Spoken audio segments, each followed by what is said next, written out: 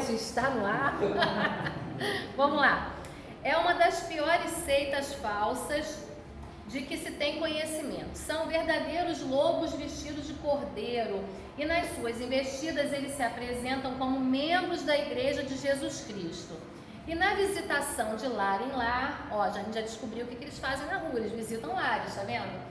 Que é o seu método predileto, eles usam a terminologia cristã, causando confusão e dúvida acerca das doutrinas cristãs, bem como da integridade das igrejas evangélicas.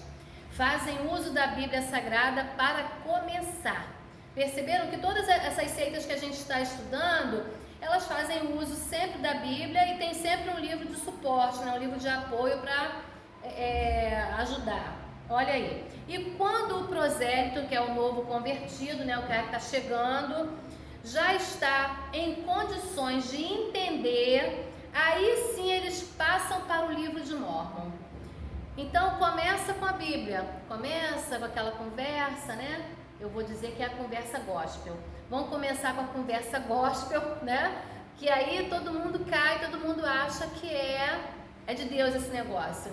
E depois que a pessoa já entrou, aí entra com o livro dos Mórmons.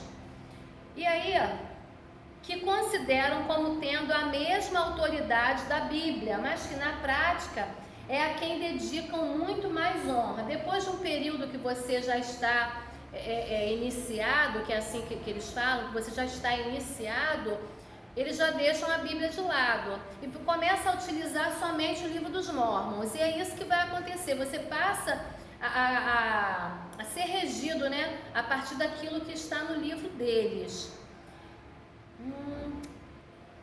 Para melhor a gente conhecer a história do mormonismo, a gente vai estudar partindo da base, ou seja, da vida do Joseph Smith, que é o fundador dessa seita. Nasceu em 23 de dezembro de 1805, no condado de Windsor, no estado de Vermont, Estados Unidos da América do Norte. Foi criado na pobreza e superstição. Vou fazer uma pausa aqui para a gente falar um pouquinho sobre isso. Por que está se falando disso? Que o cara foi criado na pobreza e na superstição. O que a gente pode associar a isso? Tem alguma coisa no nosso viver? Não estou falando de igreja, de evangelho, estou falando da nossa vida, do ambiente que a gente veio. Quem veio de família pobre, identifica alguma coisa disso? Sim. O quê? No meu tempo lá, minha mãe sempre falava, meu filho, você é pobre, você é limpinho, mas não deixa o chinelo virado. Superstição. Põe vassoura atrás da porta, para mandar a gente embora. Quanto mais humilde for a pessoa, mais ela vai se apegar a alguma coisa que sustente a sua fé, tá? Quando a pessoa é de origem muito humilde, mas já conhece a Cristo, é outra coisa.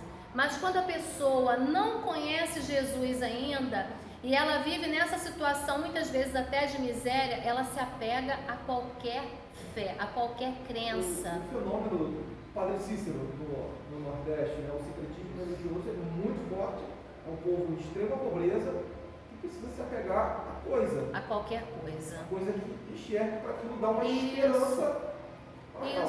Isso já é da natureza humana mesmo, viu? Você fabricar deuses, você precisa de coisas palpáveis, coisas que você enxergue para você se relacionar.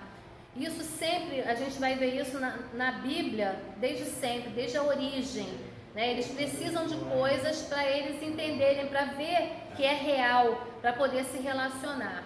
E na questão da humildade, né, da pessoa de origem muito humilde, muito pobre, a pessoa precisa de qualquer coisa para se agarrar. E aí quando você vai olhar uma pessoa muito rica, ela já tem um certo ceticismo, ela não se agarra a qualquer coisa pelo medo de ser enganado, entendeu? Só o dinheiro. Só o dinheiro, né? Já é um Deus. Já é alguma coisa, é um Deus para eles. Então ele fala sobre isso para a gente poder pensar um pouquinho porque é muito fácil a pessoa de origem humilde ser enganada. E se a gente for trazer isso para os nossos dias atuais, no meio de igrejas evangélicas que a gente vê aí, a gente percebe isso muito claramente, né? Os caras enchem os bolsos de dinheiro às custas da fé do povo. E quanto mais pobre o camarada é, menos acesso à informação ele tem, né? E ele acredita, ele cai em qualquer coisa. As pessoas que mais caem em golpes são os mais pobres, mesmo a pessoa que tem menos ensino, menos informação. Não é? Vamos lá. Smith faleceu assassinado a tiros, depois a gente vai ver por quê, por enfurecida multidão em 27 de junho de 1844 em Carthage, Illinois, nos Estados Unidos. Só que ele teve uma visão, olha essa história de visão, olha o perigo disso aí, olha aí. Ainda moço, ele se decepcionou com as igrejas que conhecia. E aí quando a gente não está firmado em Cristo, mas a gente está buscando referência em homens, né? Todo mundo falha, todo mundo erra, ninguém é perfeito. E aí qualquer coisa que acontece é motivo para você sair da igreja. Eu estou trabalhando numa revista de escola bíblica nesse trimestre, que fala Desigrejados Nem Pensar. A revista é top demais, gente, é muito boa. Trabalha com um livro de apoio à vida na casa do Pai. Pensa num material bom para você estudar.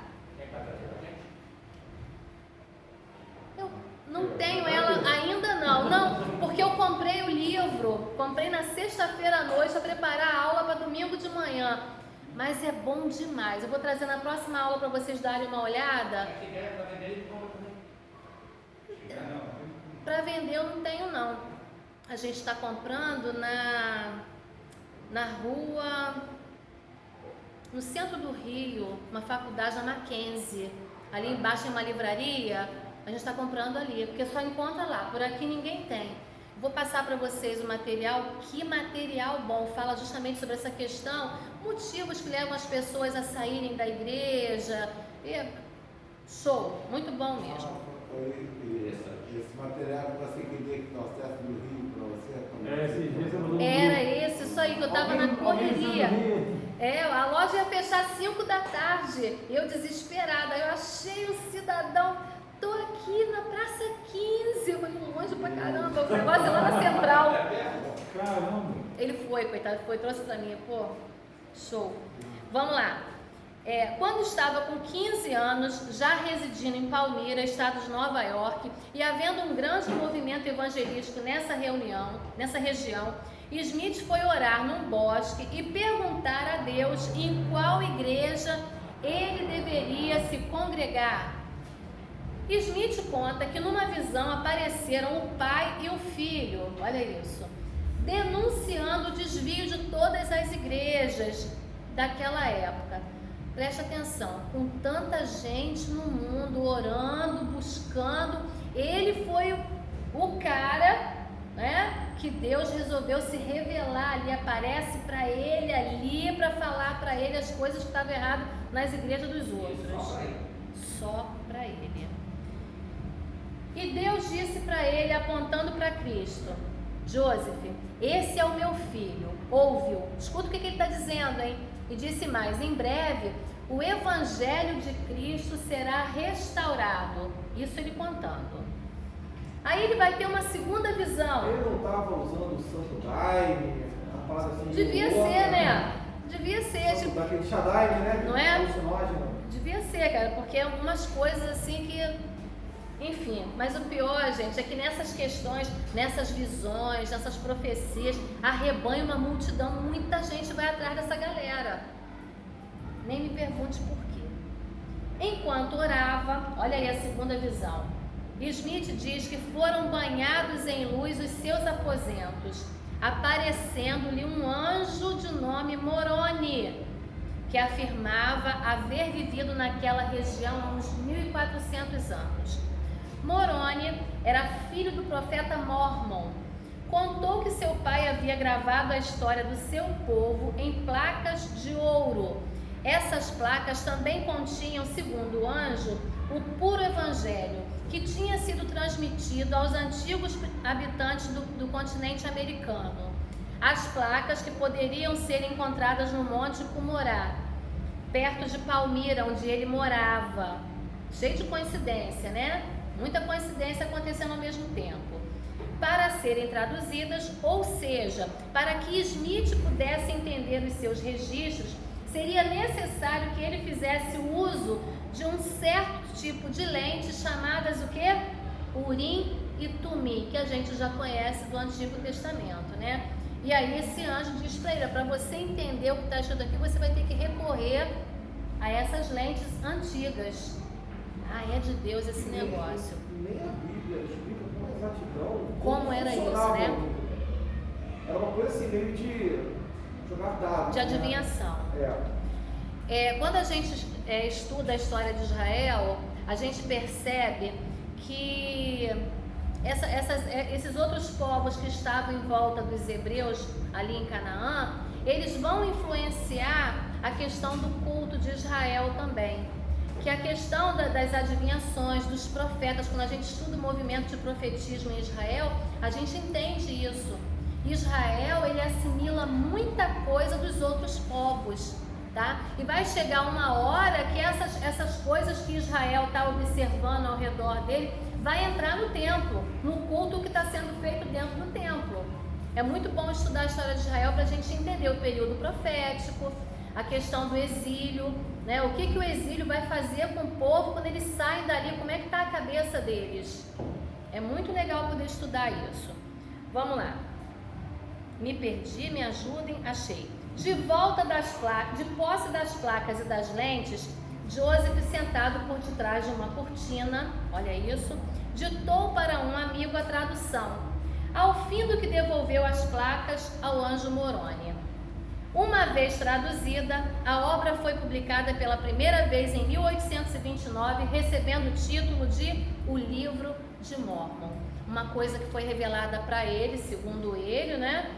E ele ditou como se fosse uma psicografia, ditou e o amigo dele, ele por trás da cortina, ditou e o amigo escreveu, e agora esse livro é regra e tem mais autoridade do que a Bíblia.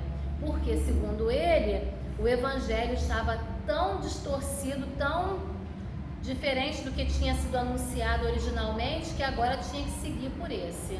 Olha aí. A fundação da igreja, como é que se deu? Joseph Smith encontrou quem o aceitasse como profeta, e aí ele fundou a Igreja de Jesus Cristo dos Santos dos Últimos Dias. Não é isso que aparece escrito quando a gente passa lá? É isso aí. Desde então ficou estabelecido que essa era a única igreja verdadeira e que fora dela não havia outro meio de salvação para o homem.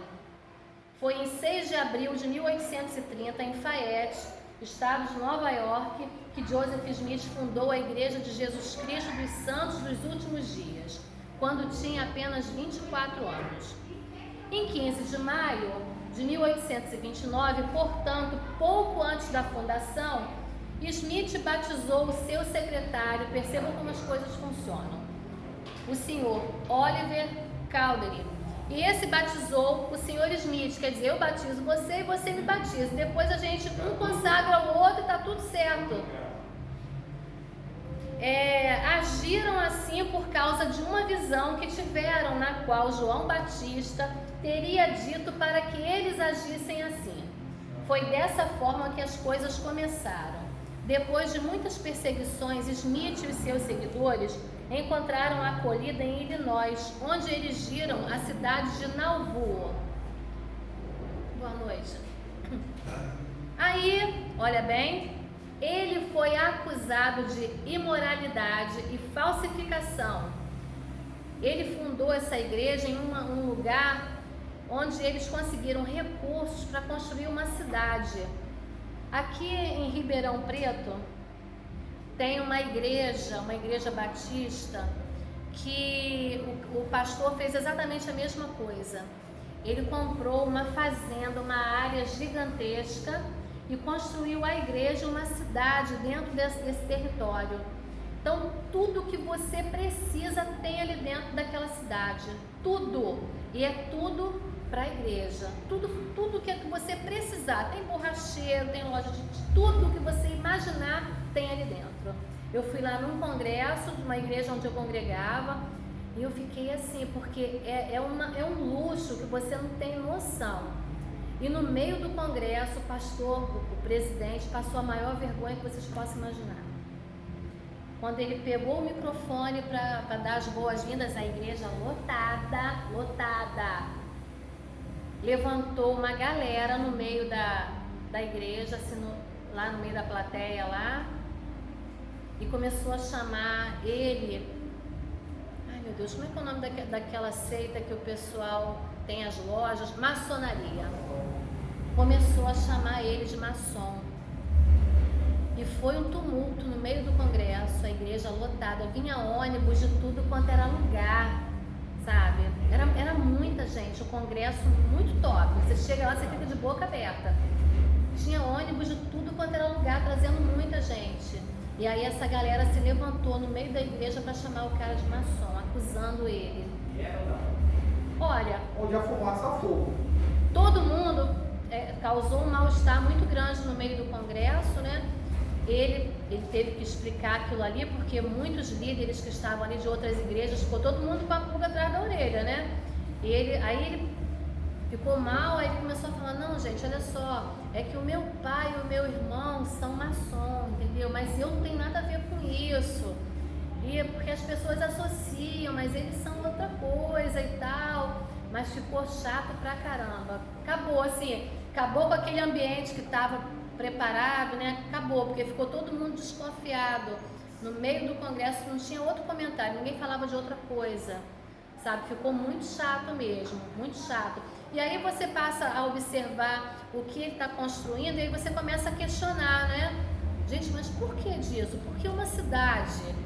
Para que isso tudo? Tudo bem que a igreja dele tem muitas obras assistenciais e tudo, mas aí você começa a questionar o que a pessoa está fazendo. Eu fiz confusão, é maçonaria, né? Que tem essa coisa de um ajuda o outro, entre eles. Só para um líder que fala que ele foi preso há pouco tempo em Goiás também, tinha todas as lojas, todo o comércio tinha a ver com quem foi preso, fazia aquela cirurgia invisível, isso aqui também. O João, né? Todas as lojas tinha a ver com ele. Pois é. A boa parte que dá para ele, borracharia, Então. tudo naquela região ali. Inclusive, o irmão de Deus quer saber agora, né, que ele tem, assim como o Supremo. Vamos lá. E aí, esse cara foi preso juntamente com seu irmão Irã e a seguir uma multidão enfurecida matou os dois a tiros em 27 de junho de 1844. Porque assim cai a venda, né? E as pessoas veem que estão sendo enganadas. E aí se revolta e mata o líder. Mas a semente está plantada. Olha aí. A divisão da igreja. Com a morte do Smith, que era o fundador, a igreja se dividiu. A primeira facção seguiu a liderança de Brigham Young, fiel discípulo do profeta Smith. Fundaram então onde hoje é a cidade de Salt Lake. Tá? O negócio deles não era só igreja, não. O cara, ele monta uma igreja, ele monta uma cidade, toda a estrutura e tudo vai funcionar em torno da igreja. É por isso que você perguntou de onde vem o dinheiro para abrir essas igrejas monumentais. É isso aí, olha. A sede da igreja fica então em Salt Lake, que é uma espécie de quartel-general, de onde o mundo seria alcançado pelos apóstolos do mormonismo. A maioria, contudo, optou por ficar sob a direção de um filho de Joseph Smith. Reorganizaram a igreja e estabeleceram a sua sede independente no Missouri. Essa igreja tem prosperado, embora seja menor do que a anterior, e é conhecida como a Igreja Reorganizada de Jesus Cristo dos Santos dos Últimos Dias. Outra facção, então, que merece destaque é a Igreja de Jesus Cristo do Lote do Templo. Olha os nomes, gente. Com sede em Bloomington, Illinois. Segundo as revelações recebidas, eles se convenceram de que Sião é o lugar de regresso de Cristo à Terra. Será em Bloomington tá? E não na Palestina. Quando Jesus voltar, ele não vai voltar para Sião, vai ser ali onde eles se estabeleceram, porque sempre tem que puxar a brasa para nossa sardinha, né? Sempre tem que fazer isso. Creram que ele terá o seu templo em certo lote da área onde está a sede dessa igreja. Lembram que a gente estava estudando em outras aulas? O camarada fica fazendo previsão de quando que vai voltar, onde que vai voltar. Todos eles parece que fazem um curso de especialização para ficar falando essas coisas e convencendo a multidão. Olha aí. Onde predominam os maiores núcleos mórmons pelo mundo ficam nos Estados Unidos, no Canadá, sul e ocidente da Europa, sul da África, Japão, Brasil e Argentina. Ah, chegou a nossa secretária. Galera, cadê a folha de presença aí, ó? Quem não assinou ainda? Só ela. Não assinou? Só a secretária que não assinou. Passa aí. também. Vamos lá, no Brasil concentram-se nos estados do sul, mas a partir de 1967 começaram a se estabelecer também no norte e no nordeste do país. Vamos falar um pouquinho sobre o profeta Joseph Smith. Com o caráter de qualquer movimento ou religião, é de certa forma uma expressão direta do caráter do seu fundador. É evidente que quanto mais a gente conhece a respeito de Joseph Smith, vamos conhecer melhor sobre o mormonismo, a Igreja de Jesus Cristo dos Santos dos Últimos Dias. Isso é falso ou verdadeiro? Foi Joseph Smith um profeta de Deus? Como é que a gente pode saber disso? A resposta para esse questionamento se encontra na própria Bíblia. Deus nos dá na sua palavra a receita de como julgar um profeta, a fim de sabermos se o que ele fala é ou não da parte de Deus, se é verdadeiro ou se é falso. Deuteronômio 18, de 20 a 22, quem achar, manda brasa, pode ler? E outra pessoa abre em Deuteronômio 13, de 1 a 3, para a gente ver aí como é que faz para descobrir se aquilo que o profeta está falando é verdade, se é de Deus, se não é. Pode ir? Pode ler. Deuteronômio 18, 20, porém o profeta, em presumir de falar alguma palavra em meu nome que eu lhe não mandei falar, ou que falar em nome de outros deuses, este profeta será morto. 20 até 22, né? Isso. Se disseres no teu coração, como conhecerei a palavra que o Senhor não falou? Sabe que, quando esse profeta falar em nome do Senhor, e a palavra dele não se cumprir, nem suceder, como profetizou, esta é a palavra que o Senhor não disse. Como soberba a falou o tal profeta, não tenhais temor dele. E o 13, de 1 a 3.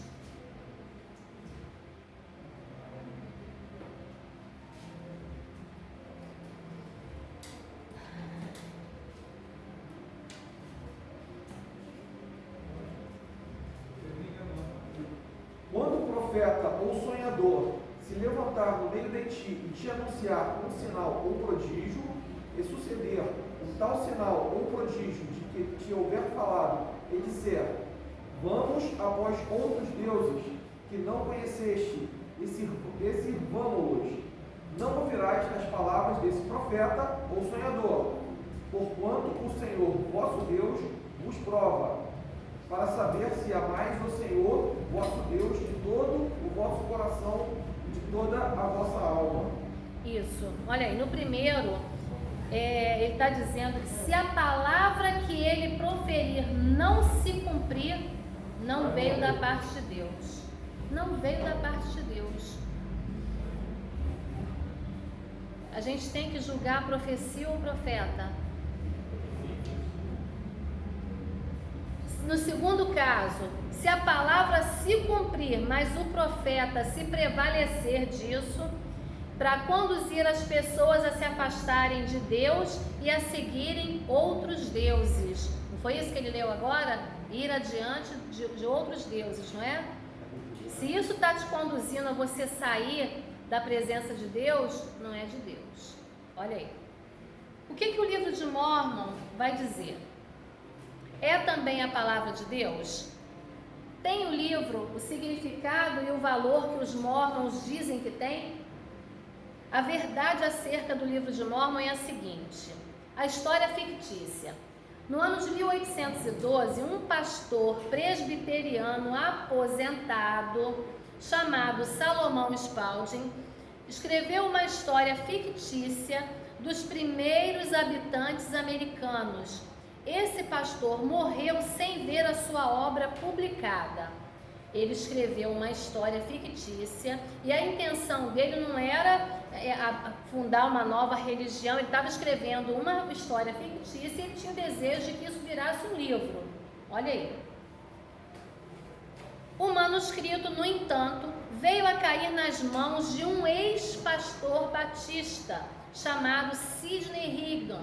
Esse era um homem douto e inteligente e veio a ser o teólogo de Smith.